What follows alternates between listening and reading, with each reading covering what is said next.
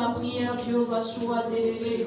Sois élevé, Seigneur, sois élevé au-dessus de tout, éternel nos yeux. Sois élevé au-dessus de tout.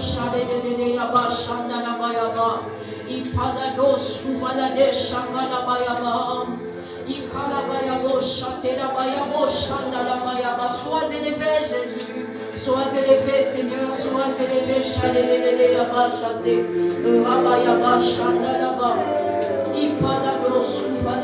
chanter là-bas.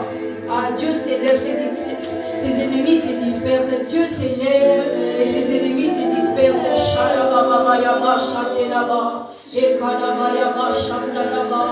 Ipalado, Souvalade, Palado, chanter là-bas. Ah, sois élevé, Jéhovah, sois élevé au-dessus de tout, éternel, oh Dieu. Chanter là-bas, chanter là-bas. Ipalado, Souvalade, chanter là-bas. Sois élevé, Jéhovah, chanter là-bas, chanter là-bas. Ipalado, Souvalade, chanter là-bas. Ipalado shanda baya bosha te la baya basha te la ba le baya bosha de basha te. Adore Dieu, adore Dieu, adore Dieu, adore Dieu avec tes propres mots, adore Dieu avec tes propres mots. Regarde tout ce que Dieu a fait dans ta vie, regarde tout ce que Dieu a fait dans ta famille, regarde tout ce que Dieu est en train de faire, regarde tout ce que Dieu est en train de faire. Shade de basha la baya basha ta. Ah, Jéhovah, sois élevé, Jéhovah, sois élevé. Jéhovah, sois élevé, Shalababa Yaba Shate Laba, Rabaya Boshanda Labaya Boshate, Mandala Baya Shate Yabo Shakalaba. Ah, sois élevé, Jésus, sois élevé au-dessus de tout paix, sois élevé au-dessus de tout, Jésus, sois élevé au-dessus de tout paix, sois élevé au-dessus de tout, Shalababa Yabo Shate. Ipalado Suvalade Shandalaba, Rabababa Yabo Shandalaba Yaba. Jéhovah, tu es élevé. Jéhovah, tu es le Dieu très haut. Tu es élevé. Jéhovah, tu es le Dieu très haut. Jéhovah, tu es élevé. Jéhovah, tu es le Dieu très haut.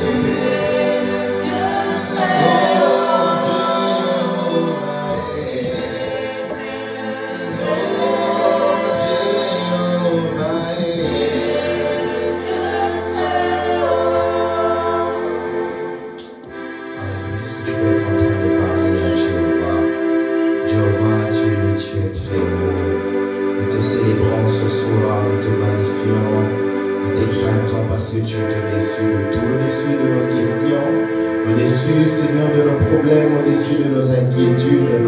Tu es, Seigneur. Voilà pourquoi nous te célébrons ce soir. Est-ce que tu peux être en train de parler au Seigneur? Alléluia, alléluia, alléluia. Jéhovah, Reboshata, alléluia. Jéhovah, oh, alléluia. Jéhovah, oh, alléluia. Jéhovah, tu es tout dessus, Jéhovah. Tu es tout dessus, Au-dessus Jéhovah. Est-ce que tu peux être en train de célébrer Jéhovah? Il est au-dessus de tes problèmes, au-dessus de tes difficultés, au-dessus de tes questionnements. Je te pose beaucoup de questions par rapport à ce que l'avenir t'attend, ce qui t'attend dans l'avenir, ce qui t'attend dans le lendemain. Mais j'aimerais te dire qu'il y a quelqu'un qui est au-dessus de tous tes questionnements, parce qu'il ne se pose pas les mêmes questions que nous. L'Éternel ne se pose pas les mêmes questions que nous. Il a réponse à toutes nos questions. Ce pourquoi tu pries et tu cherches le Seigneur aujourd'hui. Il sait voir la chose déjà accomplie. Il sait voir la réalité déjà résolue. Oh, de celui que nous prions, il est au-dessus de tout. On l'appelle Elion. Il est au-dessus de toute situation. Voilà pourquoi lorsque Christ nous apprend comment prier, il dit prier tout en disant notre Père qui est aux cieux. Oh, il nous faudrait reconnaître à chaque moment qu'il est aux cieux, qui ne subit pas la conjoncture comme nous, il ne subit pas l'augmentation, la diminution du taux directeur, il ne subit pas la Covid, il ne subit pas le Mpox, il ne subit pas les épidémies, les pandémies, il ne subit pas les mêmes problèmes que nous, il est au-dessus, au-dessus, au-dessus. Seigneur, nous te célébrons parce que tu es au-dessus de nos questions. Oh, le déluge avait lieu sur terre, mais tu étais sur ton trône. Pendant le déluge, Seigneur, il n'y avait pas de déluge dans le ciel. Ton trône n'était pas sans dessus. Oh Seigneur, il n'y avait ni crainte, ni tremblement au ciel, parce qu'ici sur terre, il y avait un déluge. Parce que toi qui connais tout, tu pouvais voir déjà la terre après le déluge. Tu pouvais déjà le voir, nous qui viendrons après, Seigneur, après ce peuple que tu auras tiré, Seigneur, tu auras tiré de Noé. Nous te bénissons, nous te célébrons, toi le Dieu qui connaît tout, qui connaît, Seigneur, nos questions, qui connaît nos problèmes. Et nous te prions ce soir de parler à quelqu'un, nous te prions ce soir d'édifier quelqu'un, nous te prions ce soir de nous faire du bien, nous te prions ce soir d'accomplir quelque chose de différent. Merci de parler à ton peuple, Seigneur. Merci de parler à ton peuple ce soir. Au nom de Jésus, nous avons ainsi prié. Amen. Est-ce que tu peux dire avec moi Amen? Est-ce que vous pouvez m'aider à acclamer très fort pour le Seigneur? Gloire à Jésus. Il mérite nos acclamations, il mérite notre louange. Amen. Je nous salue au nom de notre Seigneur Jésus-Christ. Que le Seigneur nous bénisse. Nous qui sommes là ce soir, qui sont venus dans la présence de Dieu, qui sont venus pour écouter le Seigneur, pour passer le temps dans sa présence. Et je crois que le Dieu de tes sacrifices va te répondre ce soir. Le Dieu de tes sacrifices va pouvoir écouter et exaucer à ta prière ce soir.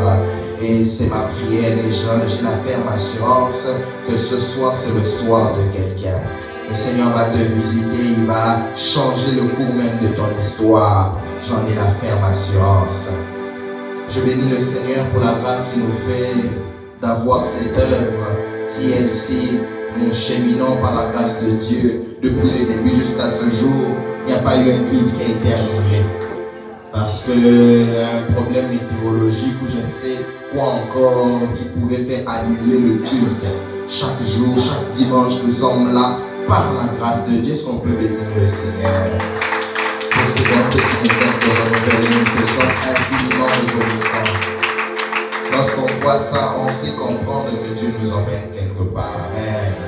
Le Dieu de la persévérance, n'est-ce pas qu'il est écrit, vous avez besoin de la persévérance afin d'obtenir ce qui vous a été promis. Le Dieu qui éprouve notre persévérance s'apprête à faire pleuvoir cette pluie qui emmènera l'abondance. Et si je parle on remercie le Seigneur pour cette œuvre, on ne peut oublier de remercier le Seigneur pour les visionnaires. Là, je vois notre pasteur, notre père, le pasteur Gauthier, ainsi que notre mère, la pasteur Micha. Est-ce qu'on peut bénir le Seigneur pour eux en acclamant pour le Seigneur? Nous sommes très heureux de vous avoir, chers parents. Que le Seigneur vous bénisse et continue à vous garder. Nous bénissons Dieu également pour nos pasteurs résidents ici à la maison. Là, je vois notre pasteur berger. Est-ce qu'on peut bénir le Seigneur pour lui? La grâce que nous avons de la voir, ainsi que la servante de Dieu, Aline. Est-ce qu'on peut bénir Dieu également pour elle? Gloire au Seigneur. Merci pour ces petits soins, servantes de Dieu.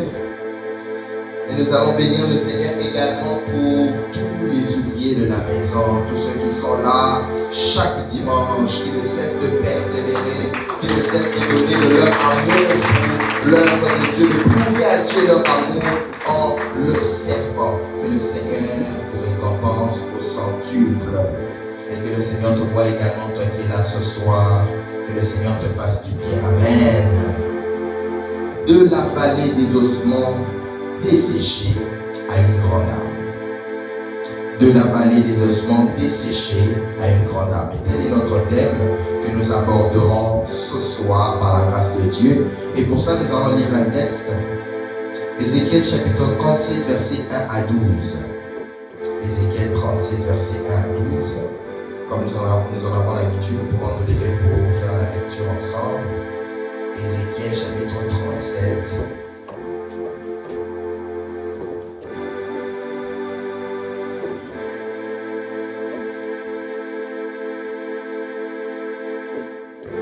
Ézéchiel 37, versets 1 à 12. Nous y sommes. Nous allons lire au nom de Jésus-Christ. La main de l'Éternel fut sur moi, et l'Éternel me transporta en esprit et me déposa dans le milieu d'une vallée remplie des ossements. Dis après moi, une vallée remplie des ossements. Il me fit passer auprès d'eux tout autour, et voici, ils étaient fort nombreux à la surface de la vallée, et ils étaient complètement secs. Il me dit, fils de l'homme, ces ossements peuvent-ils revivre? Je répondis, Seigneur éternel, tu le sais. Il me dit, prophétise sur ces eaux. Est-ce que tu peux dire après moi, prophétise sur ces eaux? Dis-leur, ossements desséchés, écoutez la parole de l'Éternel. Ainsi parle le Seigneur l'Éternel à ces eaux. Voici, je vais faire entrer en vous un esprit et vous vivrez. Je vous donnerai des nerfs et je ferai croître sur vous de la chair et je vous couvrirai de peau et je mettrai en vous un esprit et vous vivrez. Et vous saurez que je suis l'Éternel. Je prophétisais selon l'ordre. Dis après moi, selon l'ordre. Selon l'ordre que j'avais reçu. Et quand je prophétisais, il y eut un bruit. Et voici, il se fit un mouvement. Et les eaux s'approchèrent les uns les autres. Je regardais et voici, il leur vint des nerfs, la chair crue, la peau les couvrit par-dessus, mais il n'y avait point en eux l'esprit. Il me dit, prophétise et parle à l'esprit. Dis après moi, prophétise et parle à l'esprit. Prophétise, fils de l'homme, et dis à l'esprit. Ainsi parle le Seigneur l'Éternel. Esprit vient des quatre vents. Souffle sur ces morts et qu'ils revivent. Je prophétisais selon l'ordre qui m'avait été donné, et l'esprit entra en eux et ils reprirent vie. Ils sautèrent sur leurs pieds. C'était une armée nombreuse, très nombreuse. Il me dit, fils de l'homme, ces eaux, c'est toute la maison d'Israël. Voici, ils disent, nos os sont desséchés quand nos os sont desséchés, notre espérance est détruite, nous sommes perdus. Prophétise et dis-leur, ainsi parle le Seigneur, l'Éternel, et voici, j'ouvrirai vos sépulcres. Je vous ferai sortir de vos sépulcres, ô mon peuple. Je vous ramènerai dans le pays d'Israël. Est-ce qu'on peut acclamer très fort pour le Seigneur?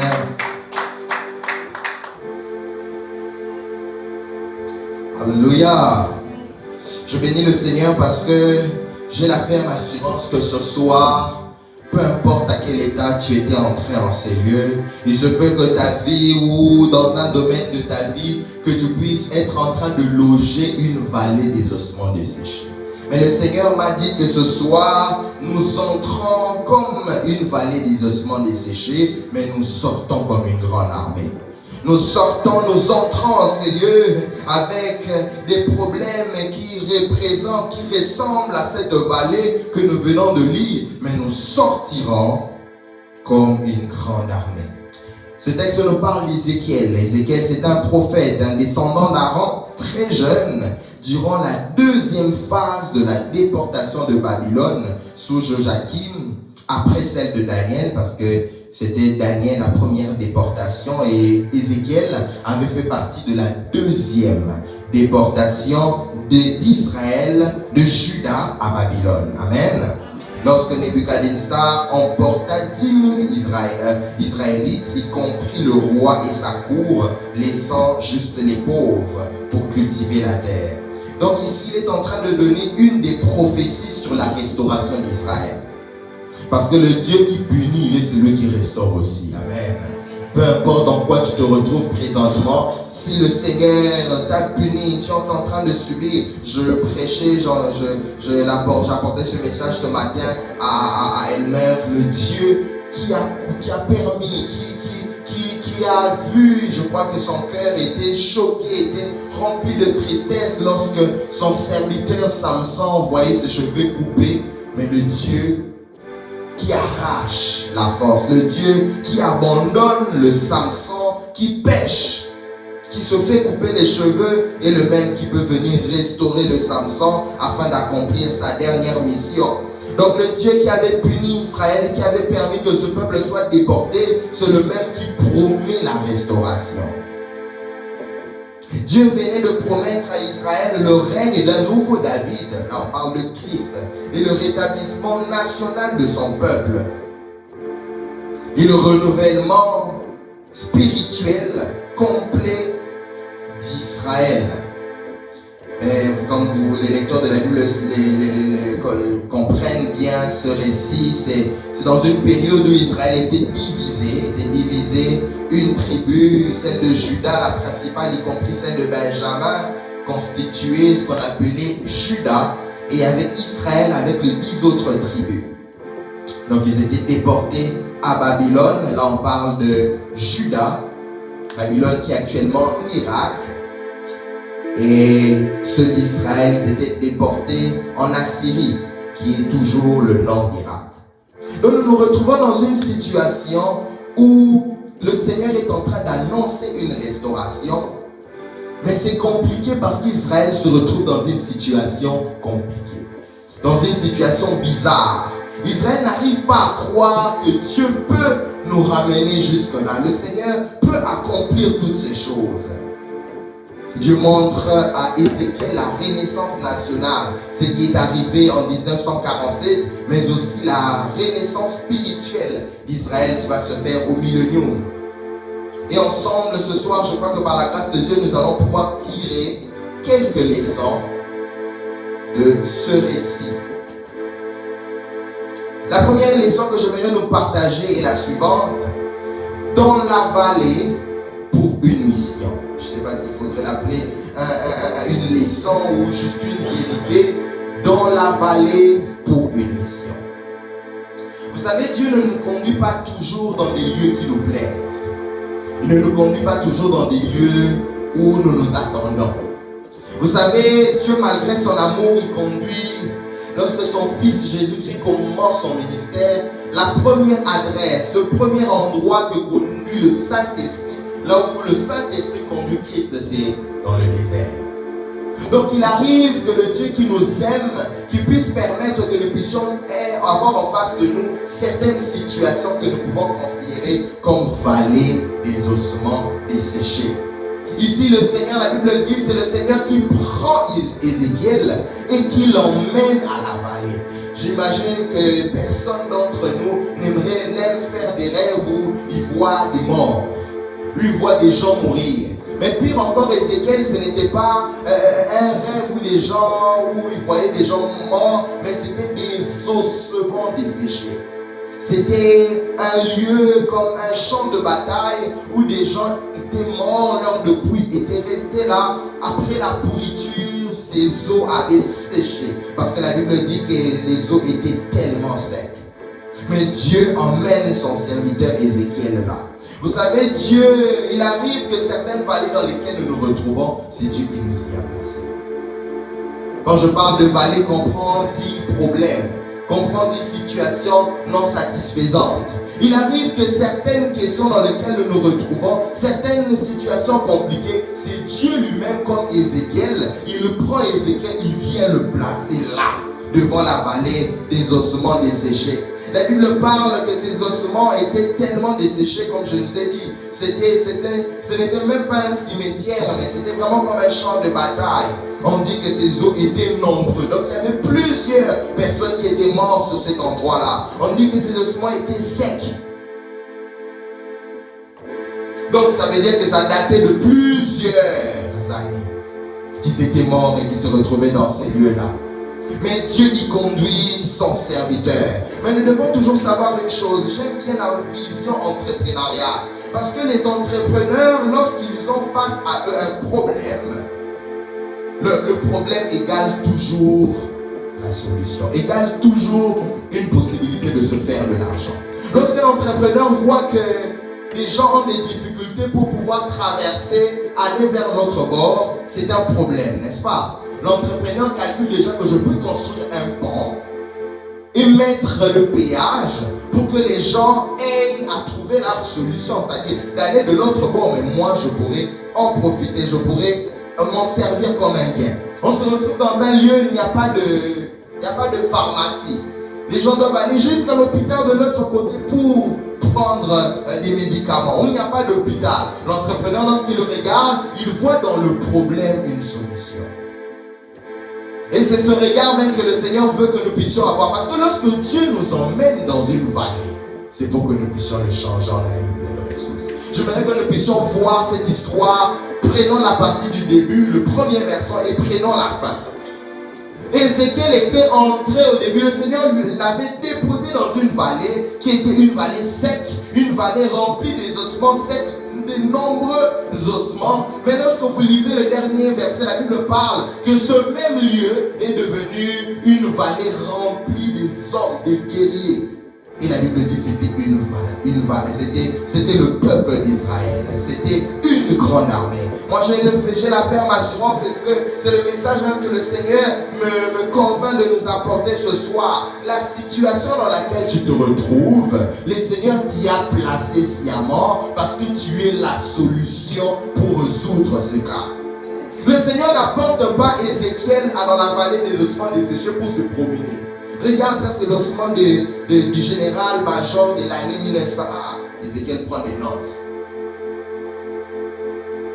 Regarde, ça c'est l'ossement, ça c'est les crânes de ces regarde le crâne ici, la colonne vertébrale de ces crânes ici, là-bas. Oh non, non. Le Seigneur n'était pas venu le faire promener, le faire constater la situation. Le Seigneur avait emmené Ézéchiel dans cette vallée-là pour la changer. Je voudrais te dire ce soir, il se peut que tu te retrouves dans une situation où tu constates que dans ta famille, il y a telle réalité, il y a tel problème. Les gens ne dépassent jamais cette limite. Les gens ne traversent jamais, n'accomplissent jamais ceci ou cela. Sache que Dieu t'a placé spécialement dans cette famille-là parce que tu as la mission de sortir cette famille de la vallée des ossements desséchés en une famille d'une grande armée.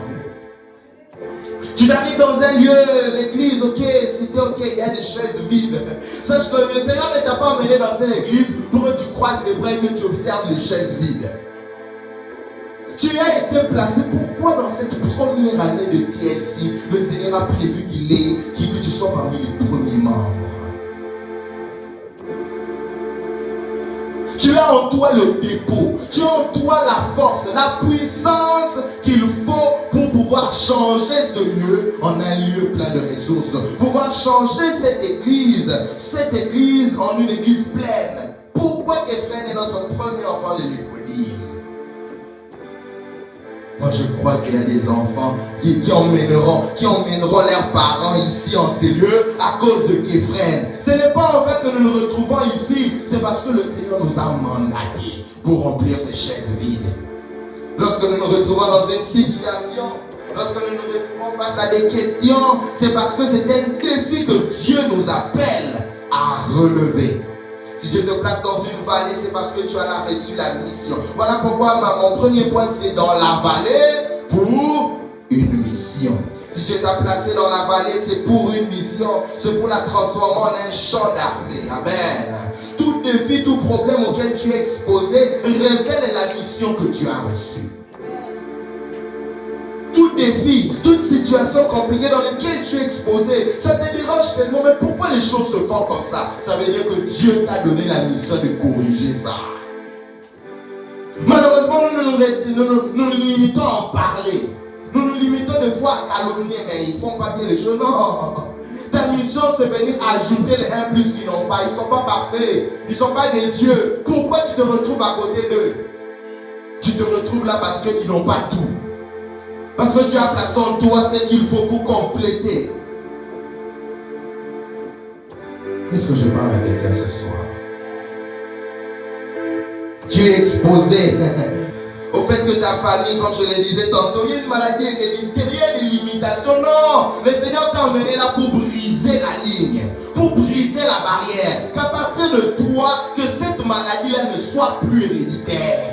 Que ce ne soit plus des choses que tes enfants vont hériter. Des problèmes où ta famille va hériter. Non, ça va finir par toi. C'est ça la mission que tu as reçue. Mais on est de ceux qui constatons le problème. Ah, la famille c'est comme ça. Tu te limites dans le constat. Non, le Seigneur ne t'appelle pas Ézéchiel pour venir discuter des vallées des ossements. Non. Le Seigneur ne t'appelle pas pour venir les choisir, venir les classer, non. Le Seigneur t'appelle pour changer cette situation. Nous sommes de la race du Créateur, alléluia. Le Créateur, lorsque la terre est informe et vide, il ne croise pas les bras. Nous sommes de la race du Créateur. La Bible dit la terre était informe et vide et il y avait du ténèbre au-dessus de la vallée. Et Dieu dit, la Bible dit que l'Esprit de Dieu était en train la Bible dit, l'Esprit de Dieu faisait quoi? Se mouvait sur les eaux. La Bible dit que Dieu dit que la lumière soit. Le Seigneur comprit que la situation que j'ai devant de moi, il n'y a que moi pour la changer. Cette situation, ce vide que j'ai sur cette terre, il n'y a que moi pour la changer. Cette informité que j'ai au-devant de moi, il n'y a que moi. La Bible dit qu'il dit que la lumière soit. Oh, ma prière ce soir est que quelqu'un sorte de ce lieu, entre dans sa famille, dit, je suis dans ces ténèbres pour déclarer que la lumière soit. Si je suis né dans cette situation, c'est pour la changer. Et il remplit la terre des végétations. Il sépare les cieux et la terre. Il met de l'ordre. Il met de la forme. Le Seigneur te donne une mission de donner la forme. Le Seigneur te donne une mission de remplir ce qui est vide. Le vide que tu as devant de toi, c'est parce que Dieu t'a chargé pour le remplir. Pour le remplir. Pour le remplir. Nous sommes de là. Malheureusement, nous qui sommes de la race de Dieu, des fois nous nous comportons comme les autres soldats que David trouve lorsqu'il s'en va apporter à manger. Vous savez, il y a deux types de personnes face à un problème, face à un défi. Il y a les soldats d'Israël et il y a les David. David, lorsqu'il atterrit dans ce champ de bataille, dit non, ce n'est pas en fait que mon père m'envoie ici. Il m'avait envoyé juste pour apporter les pains à mes frères. Mais je sens en moi que l'onction que j'avais reçue ce jour-là, où Samuel était passé rendre visite à mon père Isaïe, cherchant c'est qui le roi. Je sens cette onction commencer à se mouver en moi. Je sens que je suis dans le terrain qu'il faut pour manifester cette onction, pour manifester des choses reçues. Vous savez, même son frère, des fois même les frères, même les gens de ta famille, ils s'opposeront à ce que tu changes la réalité dans laquelle ils sont déjà habitués. Eliab, je ne sais plus c'était Eliab ou Shama, Eliab je crois. Il vient, il dit, mais David, tu es tellement prétentieux, voilà, on connaît de quoi tu es fait. On connaît que tu es toujours comme ça. La Bible dit que David commença à se charmer avec son frère. Il tourna les deux, il alla se poser la question à quelqu'un d'autre. Des fois, lorsque c'est compliqué, lorsque tu veux emmener une certaine, tu veux changer, tu vas apporter un changement, tu vois des gens, même les gens que tu dois aider, les gens que qui sont les bénéficiaires de ce changement, s'opposer à toi, s'adresser contre toi. Tourne juste le dos. Le dit qu'il alla s'adresser à d'autres personnes qui lui expliquèrent la situation. Et David comprit que non, ce Goliath, il est là pour que je le fasse tomber. J'aimerais te dire ce soir, le Goliath qui est devant de toi, c'est parce que tu as reçu la mission de le faire tomber. Ceux qui acceptent le règne du diable dans la famille, et ceux qui sont inconscients de leur appel de le terminer. J'aime Christ, la Bible dit, il est apparu pour détruire les œuvres du ténèbres. Christ savait qu'il avait été parachuté dans un monde où ce n'était pas parfait. Il sait que dans ce monde, c'est le diable qui règne. Ce monde est sous l'emprise du malin. Christ le savait. Et sa mission d'apparaître dans cette terre, c'est pour détruire les œuvres du ténèbre. Ma question que je te pose ce soir, quelles sont les choses que tu as déjà commencé à détruire dans ta famille? Quelles sont les choses que tu as trouvées qui ne devraient pas être, mais que tu as déjà commencé à ravager? Parce que c'est ça ta mission. Quelles sont les choses que ta foi a changé dans ta famille? Quelles sont les choses que ta foi a changé? Il faudrait que ça te révolutionne, bien aimé. Il faudrait que ça te révolutionne. Nous avons été sauvés. La Bible dit, crois en Jésus-Christ et tu seras sauvé toi et ta famille. Il faudra que ton salut ait de l'impact sur les tiens. Il faudra, c'est à cause de l'alliance de telles personnes, à cause du service, à cause des prières, qui doit témoigner, dire les prières de telles font que les choses changent. On sent quelque chose à partir d'ici.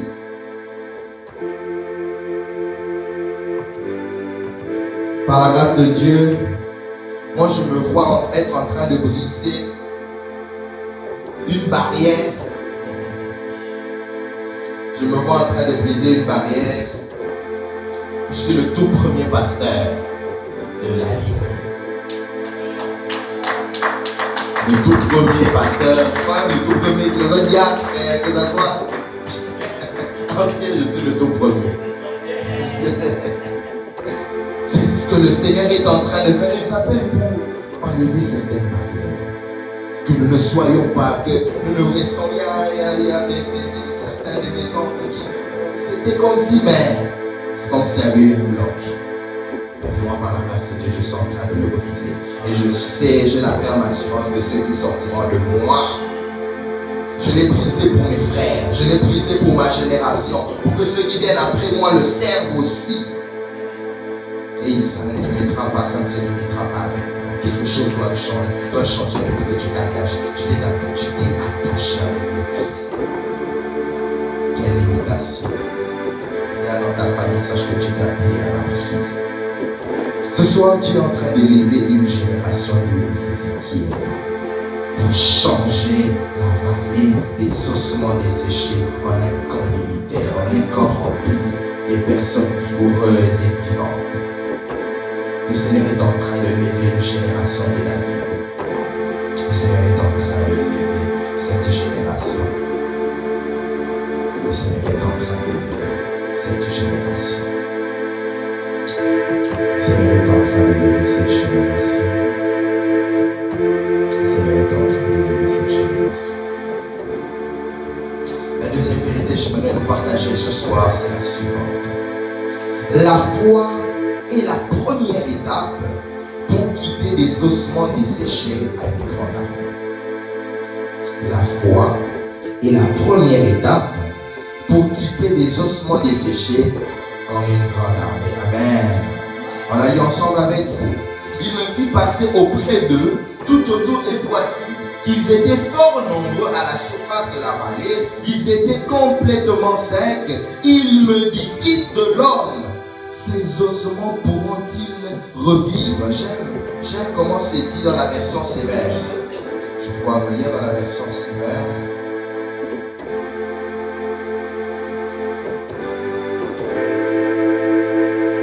La version sévère, la Bible dit, il me demanda, fils de l'homme, crois-tu que ces ossements revivront? Crois-tu que ces ossements revivront?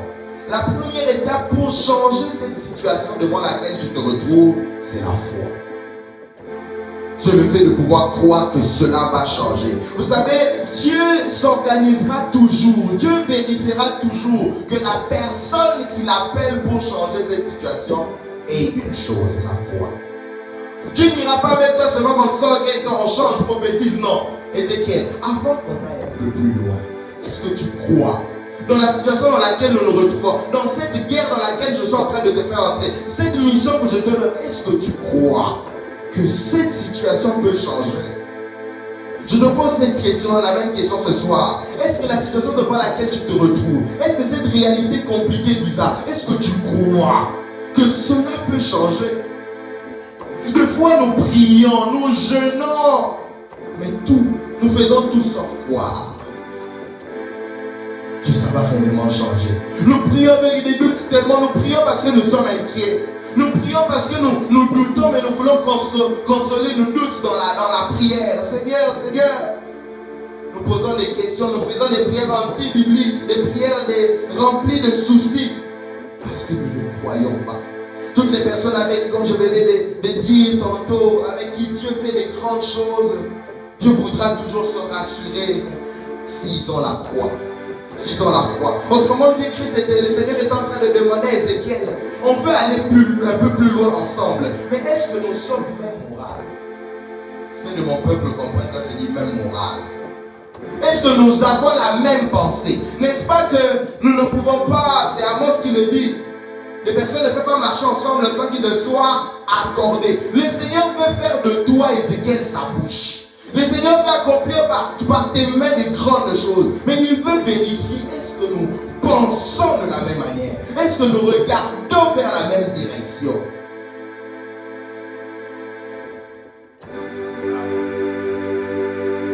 C'est la même preuve que connaît Abraham. Lorsqu'il avance un peu avec le Seigneur, au tout début même, lorsqu'il doit commencer avec le Seigneur lui pose un test de foi. Abandonne tout ce que tu as. Va vers un endroit que je vais te montrer. Le Seigneur vérifiera toujours que les personnes par qui il passera pour accomplir les grandes choses soient des hommes de foi. Pas d'abord des hommes de prière. Pas d'abord des hommes de je ne sais quoi, des sacrifices de montagne, mais d'abord des hommes de foi.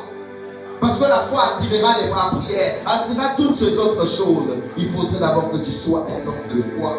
Alors le Seigneur un peu plus loin, il va avec Abraham, il dit Abraham, je vais accomplir des grandes choses avec toi, mais je vais changer ta vision. J'aimerais que tu voies comme moi. Il dit Abraham, regarde le ciel. Si tu es capable de compter toutes ces étoiles, sache que c'est la même postérité. Tu seras capable de compter la postérité que je vais te donner. Est-ce que Abraham, es-tu capable de voir comme moi je vois?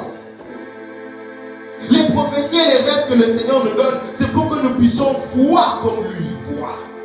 Malheureusement, après avoir vu dans cette prophétie-là que tu t'es marié, tu continues toujours à te sentir célibataire, à te poser beaucoup de questions. Comment ça arrivera? Cet homme-là, je ne l'ai pas encore rencontré. Ressens déjà, commence déjà à voir, mais commence déjà à inculquer une attitude qui reflète que tu vois comme ce qui t'a été montré.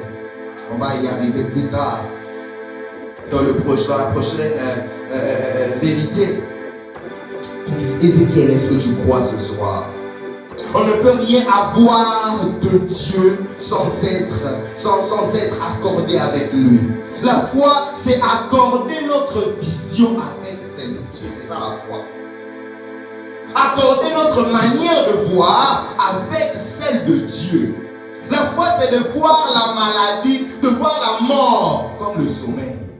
Voilà pourquoi Christ pouvait accomplir de grandes choses. Parce qu'il ne faisait rien de ce qu'il voyait son Père faire.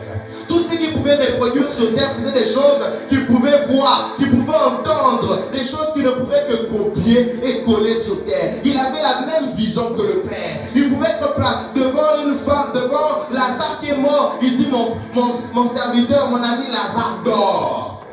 Une autre vision de la réalité. Comment appelles-tu ce problème au devant duquel tu te retrouves?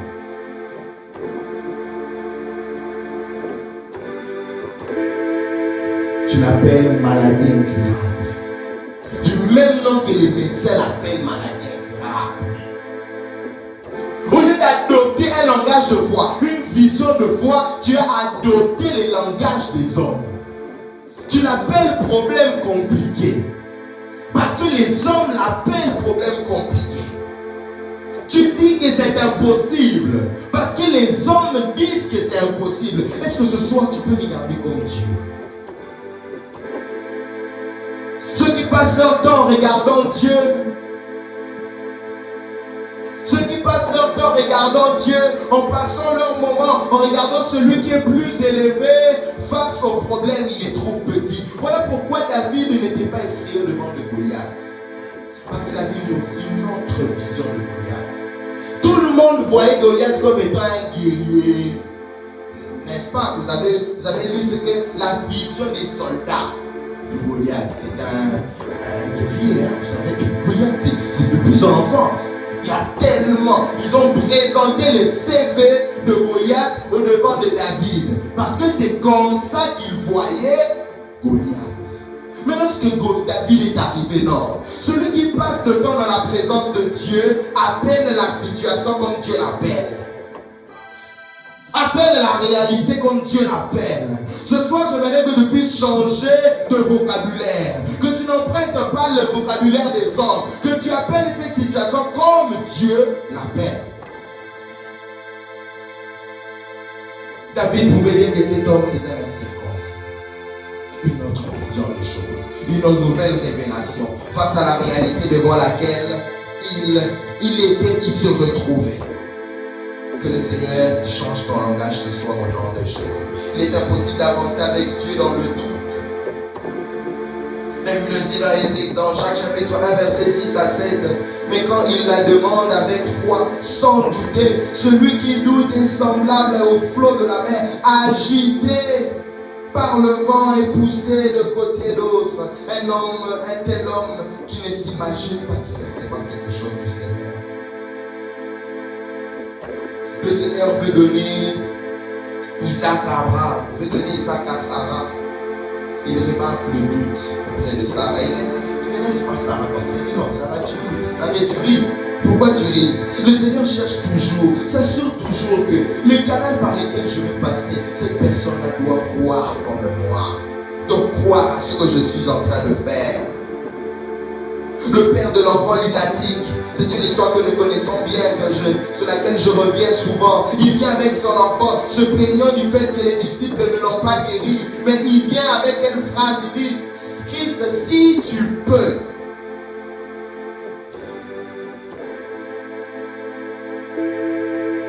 Il dit, Christ, si tu peux, guéris mon fils. Christ dit, quoi?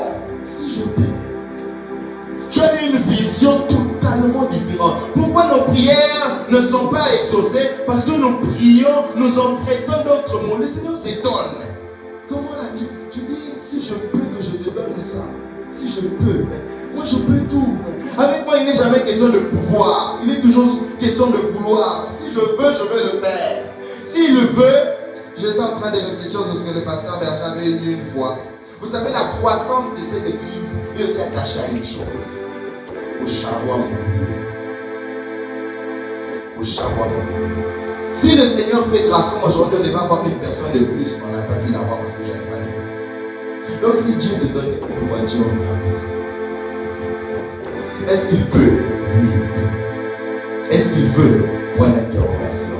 Mais il peut le faire.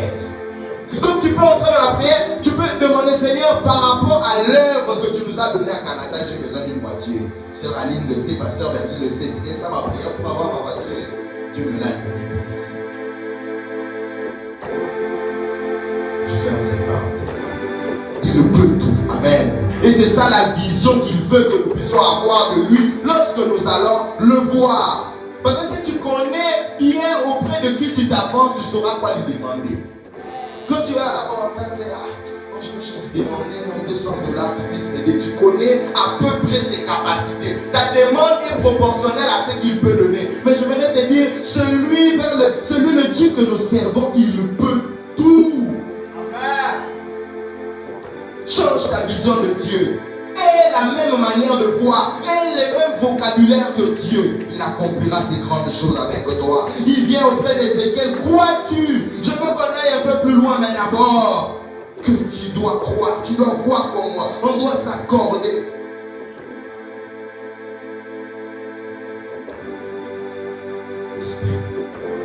Espères-tu que cette situation va changer? Espères-tu que ces ossements peuvent revivre? Vous savez, la foi est une partie abstraite qui permet de demander, si je peux dire en quelque sorte, je veux bien l'expliquer. La foi a une partie, je crois que je l'ai déjà expliqué ici. La foi a deux parties. La foi a une partie concrète et une partie abstraite. Vous connaissez la définition de la foi, n'est-ce pas, dans l'hébreu? La Bible dit que la foi est une ferme assurance des choses qu'on espère. Mais la foi n'est pas seulement une ferme assurance. Elle a une deuxième partie, la Bible dit, est une démonstration. La deuxième partie de la foi, c'est celle qui nous permet de concrétiser, de toucher et de palper ce que tu as prévu pour nous. La foi, ce n'est pas seulement d'espérer qu'il va faire, mais c'est de pouvoir démontrer dans notre manière de faire, dans notre manière de voir, dans notre audace, que Dieu est capable de tout. Que Dieu est capable de toutes choses. Rapidement, je vais nous donner le troisième point. La troisième vérité. La deuxième étape pour changer la vallée en un lieu, en une grande armée, c'est prophétiser sur ces eaux. Si la deuxième étape c'est avoir la foi, la troisième étape, si la première étape c'est avoir la foi, la deuxième étape c'est prophétiser sur ces eaux. Lorsqu'on parle de prophétiser, on parle de parler de la part de Dieu. Apporter un message qui n'est pas le tien. Amen. Apporter un message qui vient de Dieu. C'est ça prophétiser. C'est être un prophète, c'est un porte-parole. Il porte une parole qui n'est pas la sienne. Voilà pourquoi vous verrez que lorsque Dieu veut commencer à changer le cours de l'histoire de cette vallée, il me dit, voilà pourquoi j'aime bien avant d'aller plus loin, j'aime bien la réponse d'Ézéchiel. Quand on lui dit, crois-tu, il dit, crois-tu que ces choses peuvent? Il répondit, Seigneur éternel, tu le sais. Dans notre version, en gros, c'est que Ézéchiel voulait dire que humainement parlant, selon la vision des hommes, on dira non. Mais selon ta vision à toi, je sais que tu peux le faire. Mais dans la suite, lorsque le Seigneur se rassure que Ézéchiel a compris, que Ézéchiel a la foi, Ézéchiel ne peut croire que moi je peux le faire. Ézéchiel croit que moi je peux le faire. Le Seigneur lui dit, prophétise sur ces eaux. Dis-leur, ossements desséchés, écoutez la parole de l'Éternel. Pas ta parole, mais la parole de l'Éternel. C'est ça même prophétiser. C'est parler au nom de l'Éternel. Dieu a mis ses paroles dans la bouche d'Ézéchiel. Aux ossements desséchés, vous savez, on ne parle pas en son nom. Très important. Aux ossements desséchés, on ne prophétise pas selon ses propres paroles. Lorsqu'on s'adresse aux ossements desséchés, on parle selon l'ordre qu'on a reçu. Vous verrez dans la suite, on dit, je prophétisais selon l'ordre que j'ai reçu. Pour que les choses changent, pour que cette vallée des ossements desséchés se transforme en un lieu plein de ressources, ça dépend de ta capacité de reproduire textuellement ce que tu as vu dans le secret. C'est de reproduire textuellement ce qu'il t'a dit dans les secrets. C'est de reproduire textuellement la parole que tu as reçue. La résurrection de cette armée dépend de ta capacité de redire extrêmement avec les mêmes précisions, avec les mêmes mots ce que Dieu t'a dit. Qu'est-ce que Dieu t'a dit par rapport à ce problème? Quand tu pries Dieu par rapport à cette situation, par rapport à la croissance numérique de cette église, par rapport à cette situation des frais académiques, par rapport à cette situation financière de la famille, par rapport à ce célibat, qu'est-ce que Dieu t'a dit? Maintenant, pour aller changer cette réalité, il faudrait aller parler aux eaux apporter aux eaux les paroles que tu as reçues. Tu es en train de vivre une situation compliquée, bizarre. Quand tu pries le Seigneur te dit que cette maladie n'est pas pour la mort, c'est pour la vie. Toi, qu'est-ce que tu dois faire? Prophétise à ces eaux, c'est prendre ce que le Seigneur t'a dit. Il t'a dit que cette maladie n'est pas pour la mort. Tu dois prendre ces paroles et venir les présenter à la mort. Et venir les présenter à cette maladie. Dire à la maladie, maladie. Moi, j'ai parlé au Créateur et le Créateur m'a dit que tu n'es pas pour emmener cette personne à la mort. Vous savez, le Créateur, il est le seul qui dit une chose et la chose arrive. Voilà pourquoi lorsque tu t'avances devant les ossements, n'y va pas. Voilà pourquoi nos prières ne sont pas exaucées. Parce que nous prophétisons selon notre propre ordre. Nous prophétisons selon nos propres paroles. Nous prophétisons selon nos pensées. Nous prophétisons selon la prière, comment le prophète prie pour telle ou telle situation. Comment le pasteur prie pour telle ou telle situation. Nous ne prophétisons pas par rapport à ce que nous avons prêché le dimanche passé, par rapport au secret. Par rapport à notre intimité, par rapport aux paroles que nous avons reçues dans le passé. Lorsque tu fais face aux ossements desséchés, rassure-toi d'avoir écouté le Créateur, d'avoir reçu l'ordre et l'instruction. Parce que la Bible dit qu'il ordonne une chose, elle existe. Lorsque tu vas faire cette situation avec un ordre du Créateur, elle n'a pas de choix pour changer. Elle n'a pas de choix pour bouger. Voilà pourquoi les disciples ne pouvaient pas perdre leur temps à pouvoir être en train de prier, à chasser les démons sur la mer. Ils sont pas réveiller Christ sur la mer, sur le bateau, sur la barque. Parce qu'ils savent que c'est lui qui a la parole. Ce soir, je nous demande, je nous pose à l'intimité, à ce message que je ne sais pas apporter le dimanche passé. Alors rechercher l'ordre. Pour cette situation, quel est le rhéma? Quelle est cette parole? Quelle est cette révélation que Dieu t'a donnée? Et va dire à ce problème ce que tu as reçu en privé. Il révèle Christ et Christ s'élève à sa parole, il fait taire les vagues. À sa parole, il arrête tout. Les paroles qui ont de l'impact ne sont pas en réalité la parole des hommes. Cette parole qui change, Élie qui prie, dit: à ma parole, il n'y aura plus de pluie. Vous verrez que ce n'était même pas sa parole. Parce que lorsque vous lisez avec moi, dans Deutéronome chapitre 11, versets 16 à 17, la Bible dit déjà, le Seigneur avait déjà prévu: gardez-vous de laisser séduire votre cœur, de vous détourner de servir d'autres dieux et de vous prosterner devant eux. La colère de l'Éternel s'enflammerait alors contre vous et il fermerait les cieux. Élie, lorsqu'il était allé en disant: à ma parole, il n'y aura pas de pluie, non. Il était venu faire un remix. Il était venu faire un playback. Il était venu faire un copier-coller de ce que Dieu avait déjà dit. Pour changer les situations de cette terre bien-aimée, allez-y avec la parole du Créateur. Pour changer ce qu'il a créé, tout ce que contient ce monde, n'allez pas avec votre propre parole. Et il dit: à ma parole, il n'y aura pas de pluie, mais il sait que Dieu avait déjà dit à son peuple, lorsqu'il s'éloignera, il ira vers d'autres dieux, Dieu fermera les ciels. Il s'appuie sur cette parole, il dit: Dieu, regarde dans ce pays, ils vont vers les Baals, ils vont vers Astarté, à ma parole. La Bible dit qu'il priait instamment pour qu'il ne plût pas. Donc Élie n'était pas apparu seulement comme ça, il allait déclarer, non, il avait d'abord prié par rapport à la parole qu'il avait reçue. Certaines choses tardent de changer parce que tu n'as pas encore capté la parole. Tu n'as pas encore capté la révélation. Tu n'as pas encore capté la vision de Dieu par rapport à cette réalité, par rapport à ce problème. Ce soir, je t'envoie aller chercher Dieu, que Dieu te donne le rêve, la parole, sa manière de voir, de sa manière de comprendre ce que tu es en train de traverser. C'est alors que tu iras vers le problème.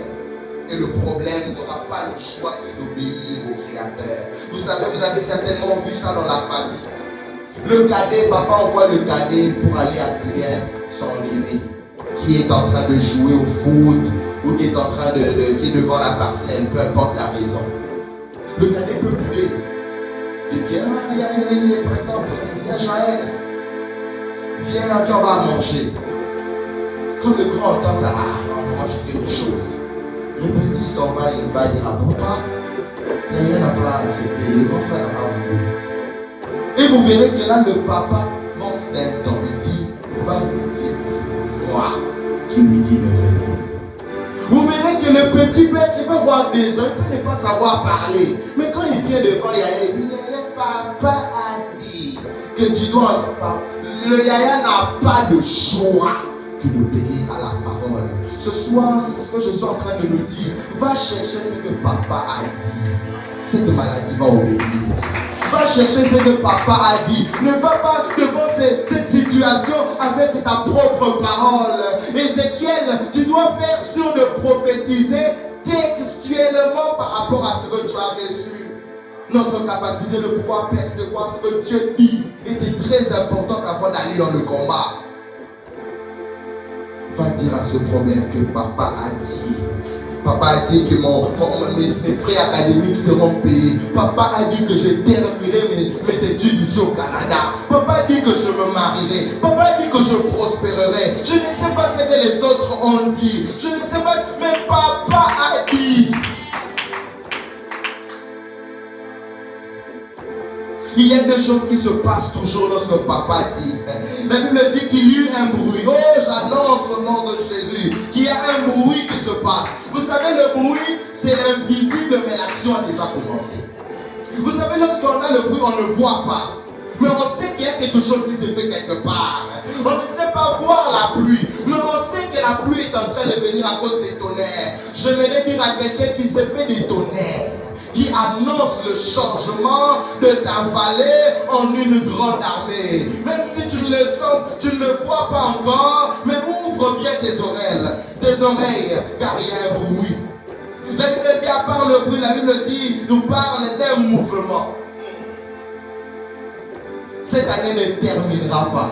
Tu sentiras un mouvement. Tu sentiras que tu as quitté d'un point A à un point B. Tu ne vas pas comprendre comment ça s'est passé. La Bible dit, c'est des 4 vents, des 4 directions que ces choses ont commencé à partir. C'est ça même notre 4e vérité. Prophétise et parle à l'esprit. C'est ça la 3e étape pour voir l'armée, pour voir la vallée de ce monde desséché devenir une grande armée. Lorsque tu prophétises, ne te limite pas à parler à la situation qui ne va pas. Mais parle aussi à l'esprit. C'est quoi l'esprit? L'esprit, c'est tout ce que tu n'as pas actuellement. Les ossements desséchés, ils étaient rassemblés. Il y avait sur eux des nerfs, il y avait sur eux de la chair, il y avait sur eux de la peau. Maintenant, ils étaient des cadavres sans vie. Mais il fallait qu'ils viennent en eux un esprit. Lorsqu'on prophétise d'abord. Parlons à ce problème, parlons à cette maladie, parlons à cette situation. Mais après savoir parler, il faudrait faire appel à ce qui n'a pas. Je suis en train de déclarer, d'annoncer une saison où tu vas appeler la richesse que tu n'as pas, elle viendra. Tu vas appeler cette bénédiction que tu n'as pas et elle viendra. J'aime ce que j'étais en train de dire tantôt. La Bible parle des 4 vents, de toutes les directions, de toutes les origines.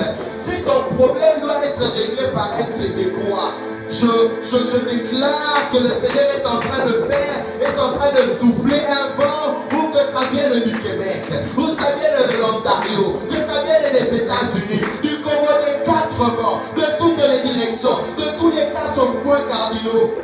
le Seigneur va bouger le monde pour régler ton problème. Ce ne sont pas les ossements desséchés seuls qui sont le problème.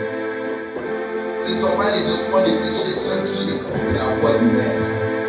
Même les choses que tu n'as pas, écoute aussi la voix. Même la richesse que tu n'as pas, écoute aussi la voix. Même le mariage que tu n'as pas, même la bonne santé que tu n'as pas, écoute également la voix du Créateur. Qu'est-ce que Dieu t'a dit par rapport à ces choses que tu désires? Qu'est-ce que Dieu t'a dit par rapport à ces choses que tu apprécies? S'il t'a déjà dit que ces choses sont les tiennes, appelle-les. Il y a un homme de Dieu qui parle de son église qui avait un problème d'effectif. La Bible dit, le pasteur il a dit de lui la payer les membres. Il dit, Dieu, tu m'as montré une église avec un grand effectif. Une grande église où les gens se mettaient jouer à l'église. Seigneur, j'appelle ses membres. Qu'est-ce qu'il faisait? Il mettait des chaises. Chaises de plus. Quand il vient, il prêche, il trouve encore des chaises vides, il rentre encore dans la présence. Seigneur, je les appelle. J'appelle tel. J'appelle tel. Certains connaissent le pasteur le pasteur dont je suis en train de parler. Il a une très grande église qui s'est bâtie sur le fait d'appeler ce que Dieu lui a fait déjà. Prophétise sur cet esprit, les 4 vents appellent, je t'ai déjà dit, appelle, toi exécute, prophétise. N'est-ce pas qu'il a dit que le bonheur et la grâce t'accompagnent?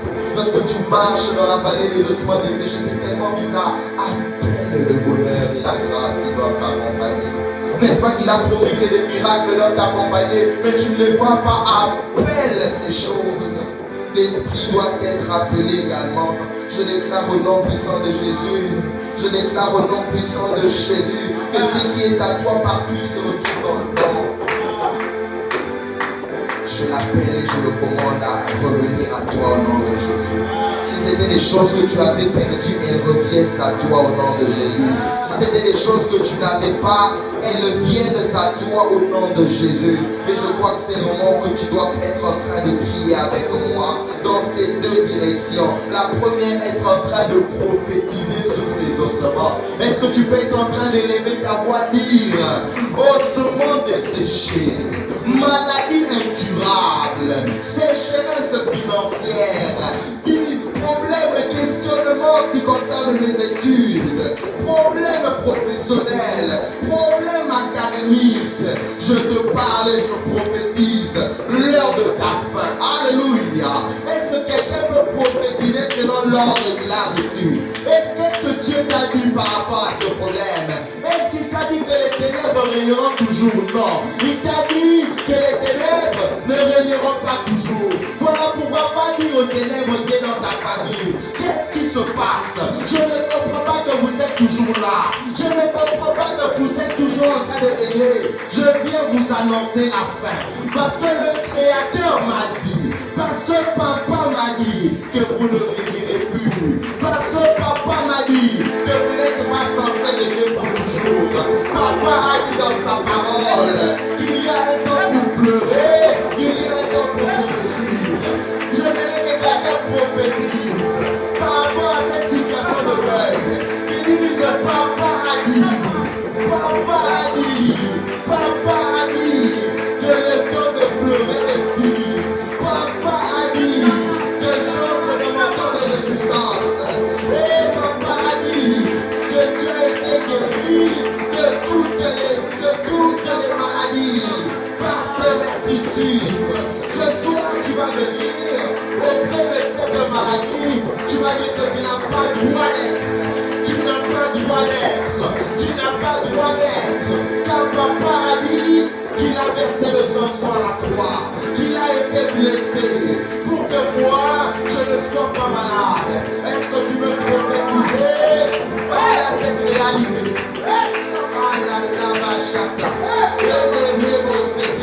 Ce ténèbre qui règne dans ta famille, ce problème qui règne dans ta famille, ce problème qui règne. Qu'est-ce que papa a dit? Est-ce que tu peux maintenant demander avec la parole de papa? Parce qu'ils sont des créatures, ils essaient de face au créateur du vent, face au créateur de la tempête. Est-ce que tu veux être en train de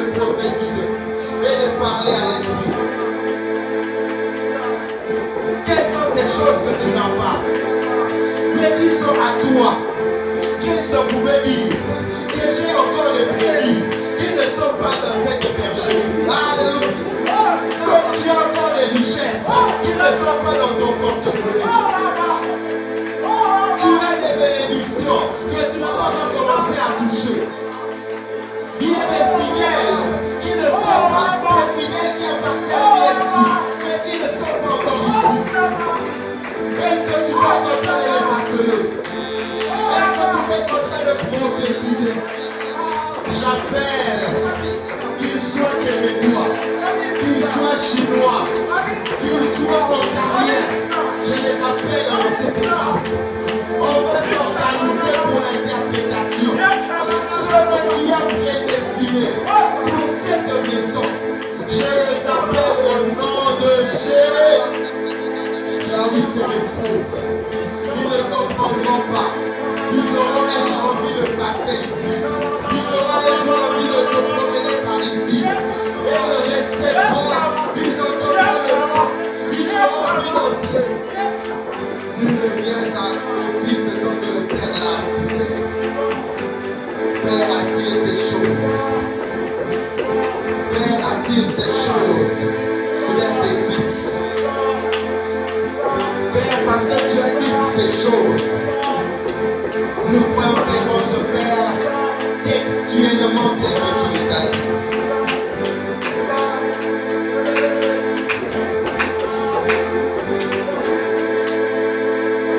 Je voudrais dire à quelqu'un, ça se fera textuellement comme tu l'as dit. Ça se fera textuellement comme tu l'as dit. La Bible dit, il dit prophétise, dit aux ossements, allez l'esprit, vient des 4 vents. La Bible dit dans la suite, les choses se sont faites exactement comme elles étaient prophétisées. Je vais te dire que ce qu'il t'a montré, il le fera exactement comme ça. Ce qui est de mieux avec notre Dieu, il ne va jamais oublier ça de ses promesses. Il a de quoi agir au-delà de ce que nous savons demander et de ce que nous pensons. Seigneur, nous te bénissons pour ce que tu as fait et ce que tu continues de faire. Parce que je crois que l'heure qui nous contraint, mais je crois que tu vas faire des choses. Il y a quelqu'un qui va entrer en prière, en retraite. Il y a quelqu'un qui va prendre une nuit de prophétie. Une nuit va prophétiser sur les ossements, mais aussi sur l'esprit. Je te bénis pour ce qui a été fait pour la part de ce soir. Merci de nous emmener là où tu nous attends, Seigneur. Bénis ton peuple au nom de Jésus. Au nom de Jésus.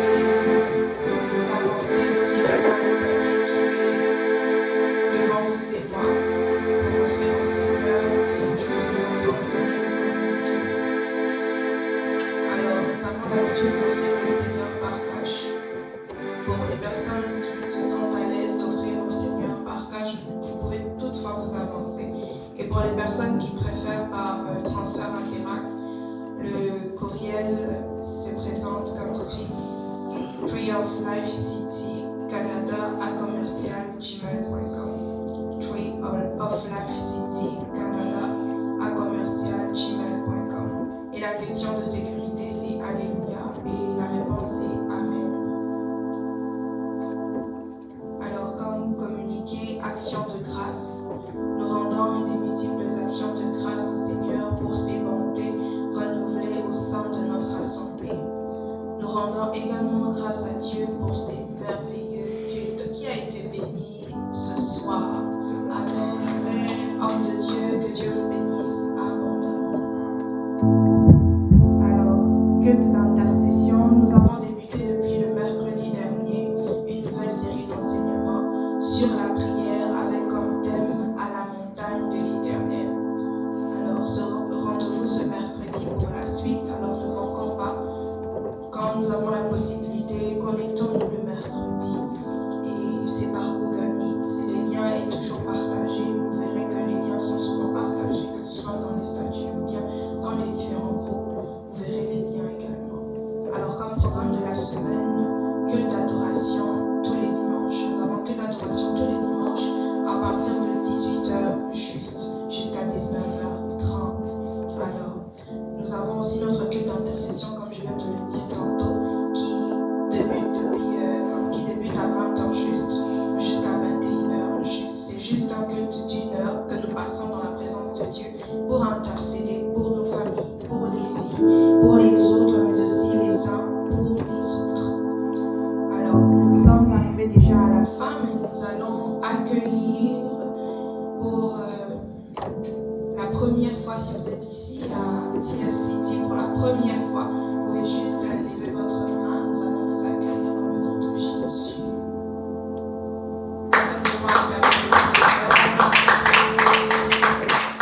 À la maison, que le Seigneur vous bénisse abondamment. Si nous avons un petit moment, si vous avez aussi un petit moment à nous accorder, peut-être 5 minutes, 3 minutes, juste pour quand même vous expliquer un peu les différentes manières de l'évolution de l'Église et puis vous accueillir aussi comme il le faut, un bien-aimé. Ce sera peut-être le pasteur qui nous a prêché ce soir ou bien le pasteur berger ou peut-être moi aussi qui viendra vous voir pour parler. Amen. Que le Seigneur nous bénisse abondamment. Nous allons nous lever pour prier.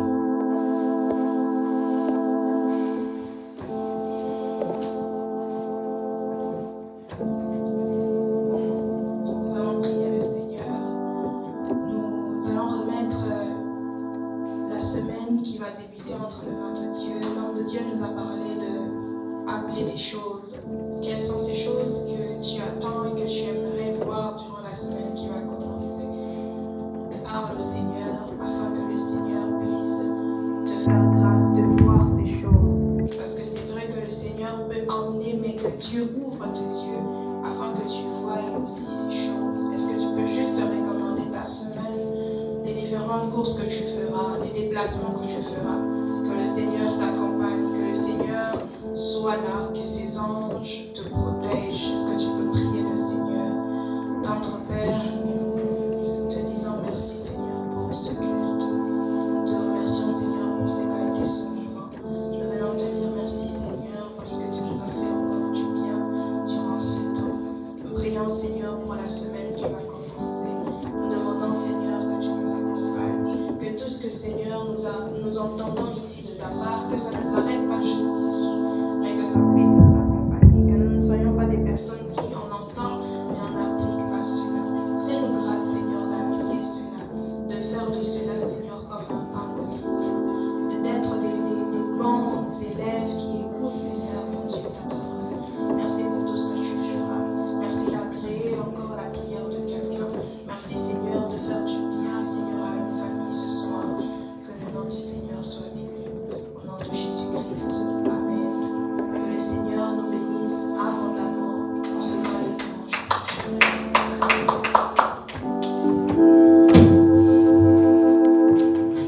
Stop.